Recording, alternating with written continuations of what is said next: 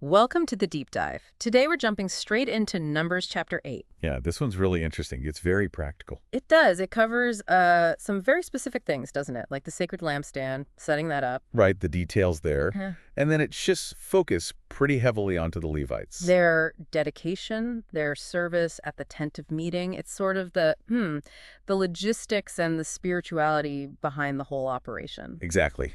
How worship and community life actually function day to day in the camp. So let's start where the chapter starts. The lampstand. Instructions for Aaron. The 7 lamps.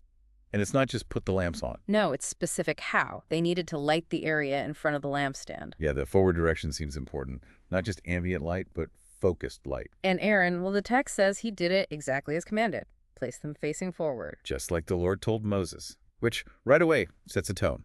Precision matters here. It really does. And the lampstand itself. Wow. Oh yeah, the description. Hammered gold. Not cast, hammered. That's intensive work. From the base all the way to the blossoms, the decorative bits, all one piece. And again, not just any design. It was made, it says, exactly according to the pattern the Lord had shown Moses. That divine blueprint idea, again, it keeps coming up. Why so much detail for, well, an object? Well, I think it suggests these aren't just tools. They're teaching aids, almost. The hammered gold, the specific light, the exact design. Maybe it's all meant to communicate something about God's presence, His purity. So the physical space itself becomes part of the message. It seems like it. The holiness isn't just abstract, it's built into the very fabric of the sanctuary. That level of precision then carries right over into the people serving there, the Levites. Absolutely. The chapter pivots straight to them, take the Levites, set them apart, make them clean. And clean here involves quite a process. It's not just symbolic. No, it's very physical. Sprinkling with the water of cleansing. Okay. Shaving their whole bodies. Their whole bodies. That's quite something. Yeah, it suggests a complete removal of maybe their former status or any impurity, a total reset, and washing their clothes, too. So a thorough external purification. And then came the offerings. Right. Can't forget the sacrifices.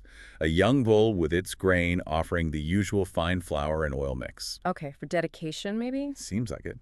And then a second young bull specifically for a sin offering. Ah, so covering atonement explicitly, making them right before God before they start their service. Exactly. Addresses their standing before God. Then, once they're prepared physically and ritually, it goes public. Right, they're brought to the front of the tent of meeting. And not just a few leaders watch. The whole Israelite community is assembled. That's significant. Why everyone? Well, it underlines that the Levites' role isn't just for themselves, it's for the entire nation. Their dedication involves everyone. And then the people, the Israelites, lay their hands on the Levites. What's that about, do you think? That's a powerful image. For you listening, maybe it brings to mind ideas of, I don't know, blessing or identification. Or maybe the community formally setting them apart, transferring some kind of authority or representation onto them. Yeah, like saying, these men act for us, it really cements that they represent the whole people. After that, Aaron steps in. He presents them before the Lord. As a wave offering, the text calls it. A wave offering, like physically waving them. Well, the offering type often involve that motion. Yeah. Symbolically, it's like they're being presented wholly to God. Given over completely. Right. And then, maybe, sort of given back for His service. The stated purpose is clear, to get them ready to do the work. Okay. And before the animal sacrifices are actually made, the Levites themselves get involved? They lay their hands on the heads of the bulls. The sin offering and the burnt offering. Yes. So the community identifies with the Levites by laying hands on them. And then the Levites identify with the sacrifices by laying their hands on the animals. Exactly. It completes that chain of representation. Yeah. And the text says this makes atonement for them, for the Levites. So it's this really intricate process: purification, community involvement, priestly presentation, personal atonement. And it mentions the wave offering again, the Levites standing before Aaron and his sons. And the whole point of this elaborate public ceremony. The text spells it out, to set the Levites apart from everyone else, to declare them, as God says, mine. Mine. That's possessive in a divine way. It is. It shows they're not just employees. They belong to God in a special way. Okay. They're described as given wholly to Him. And then we get the reason why God claims them like this. Yes, the substitutionary aspect. He says He has taken the Levites instead of the firstborn males. The firstborn of all the Israelites, humans, and animals. Right. It connects all the way back to the Exodus, doesn't it? Right. When God struck Egypt's firstborn but spared Israel's. He claimed Israel's firstborn for himself back then. Exactly. He set them apart for himself. So now the Levites are formally stepping into that role. They are the ransom, the substitute for all those firstborn sons. Wow. So the entire tribe functions as the representative firstborn for the nation. That adds a whole layer of meaning to their service. It really does. Mhm. And it says they are then given as gifts. Gifts to Aaron and his sons. Yes, gifts assigned to work under the priests. And their job description is crucial. Doing the work at the tent of meeting. On behalf of the Israelites. Yeah. And making atonement for them. Atonement, again, it's central. Absolutely. They're mediators, standing between the people and the holy place. And there's a consequence mentioned, a really serious one, if they don't do this work or if others try to. Right. Their service prevents a plague from striking the Israelites if they approach the sanctuary inappropriately. So their work is protective. It shields the community.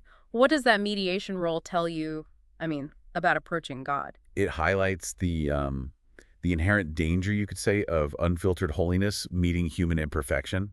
There needs to be a bridge, a designated, prepared group to manage that interface safely. The Levites are that bridge, essentially. Their service maintains the relationship, prevents disaster. It's literally life and death for the community. Mm. Their dedication isn't just ceremonial, it's essential for national well-being. And the chapter makes sure we know this wasn't just theory, it happened. Yeah, it confirms. Moses, Aaron, the whole community, they did everything the Lord commanded concerning the Levites. Dot for dot. It lists the key steps again, almost like a checklist. Levites purified themselves. Check. Washed clothes. Check. Aaron presented them. Made atonement. Check. Check. And only after all that was done, then they could start their work under Aaron and his sons. Preparation first, then service. You had to be properly set apart before you could function in that sacred space. Definitely. Suitability requires following the process. And interestingly, that service had, term limits. Yes, the age restrictions. You couldn't just start whenever. Nope. Minimum age was 25 to begin the main work at the tent. 25. So presumably past initial youth, maybe some training involved before that? Possibly. And then there was a cutoff point for that primary work. 50 years old. Mandatory retirement from the regular service. Yes, the text is quite explicit. Must retire and work no longer in that main capacity. But they weren't just, put out to pasture. No, not at all. After 50, they could still help out. Assist their brothers, it says. So supporting roles, mentoring maybe, sharing experience? Seems likely. They just couldn't do the primary, perhaps more physically demanding tasks themselves. And this wasn't seen as unfair. It was just the system. Right. The assigned way to manage responsibilities across different life stages. That structure with phases of involvement, planned transitions, does that resonate with, say, modern careers or roles? I think it does. There's a kind of wisdom in acknowledging different strengths at different ages, isn't there? Letting experienced hands guide, while younger strength does the heavy lifting. It ensures continuity, passes on knowledge while respecting limitations. Exactly. It's a practical layer on top of all the spiritual significance. So wrapping up numbers 8. Quite a journey. We went from the meticulous details in the golden lampstand. It's light. It's divinely ordered design. To the incredibly thorough process for setting apart the Levites. The washing, shaving, the offerings, the hands. All culminating in that declaration. Mine. God claiming them. And we explored that deep concept of substitution, the Levites standing in for the firstborn. Acting as mediators, making atonement, protecting the whole community. And finally, the practical structure of their service, the age limits, the phased roles. It really shows how ordered and intentional God's requirements were for his dwelling place and the community around it. Nothing left to chance. It truly wasn't. So thinking about all this being deliberately set apart, the weight of representing others, that call for absolute precision in following instructions, what might those ideas mean for you listening today in your own context? Something to reflect on.